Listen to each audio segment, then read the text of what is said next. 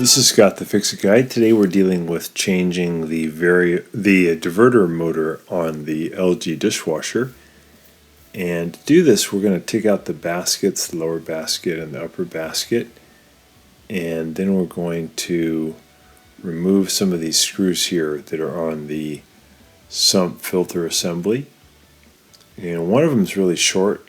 They're at the back, and then there's some longer ones. First we'll remove the lower spray arm by taking out two Phillips head screws. Then we can just lift the spray arm straight up. And there we go. And underneath we see the sump assembly filter. So we're going to remove this one little screw, and I think there's maybe 6 longer screws that we have to remove.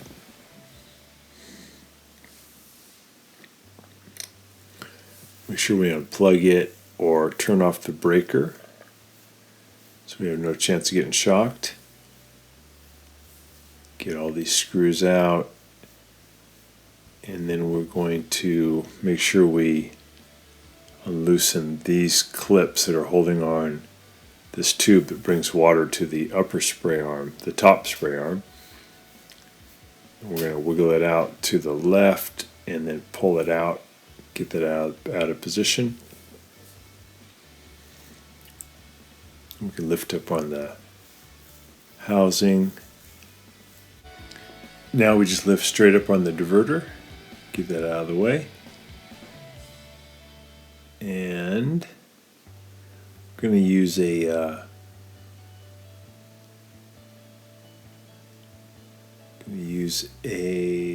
turkey baster to get out some of the water that's in the sump. So we're going to get the machine over on its side, and then we're going to remove some of these screws that are holding it into the cabinet. There might be a couple on the top or a couple on the side. This dishwasher was just being held in by friction, so I'm just going to wiggle it out.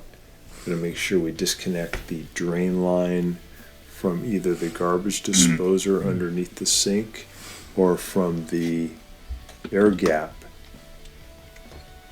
I've already got it unplugged, and we may need to remove the water supply. This one had a long enough water supply line, so I didn't remove it. All I did is put down a towel and then just set the dishwasher down on its side, so I would have pretty easy ability to get to the diverter motor.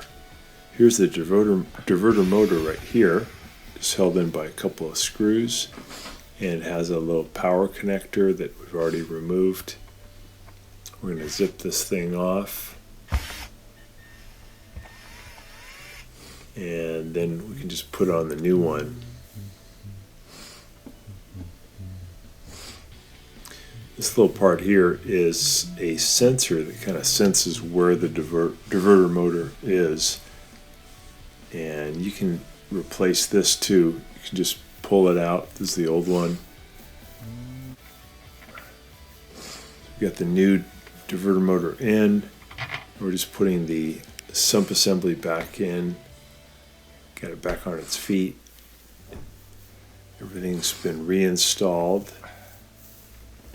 And we're going to put the drain line back on. Get that tight. Plug it back in. Turn the water back on.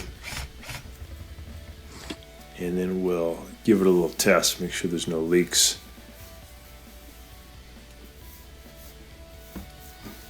The diverter motor was leaking. There's a little seal that you can buy that's really cheap that you can replace and just put in from the top. You don't have to remove the dishwasher, and that can get rid of the leak.